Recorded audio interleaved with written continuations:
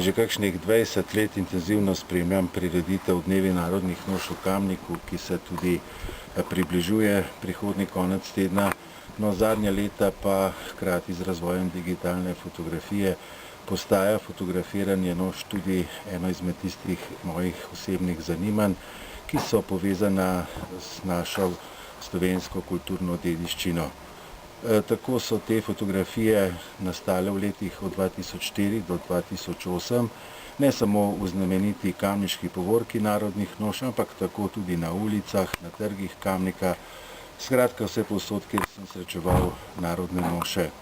Ko so me v turističnem društvu Kamenk prosili, če bi za letošnjo prireditev pripravil kakšno razstavo na to temo, sem se pravzaprav zamislil in si rekel, kaj pa še imamo teh narodnih noš, glede na to, da sem imel lani podobno razstavo z naslovom Obrazi narodnih noš.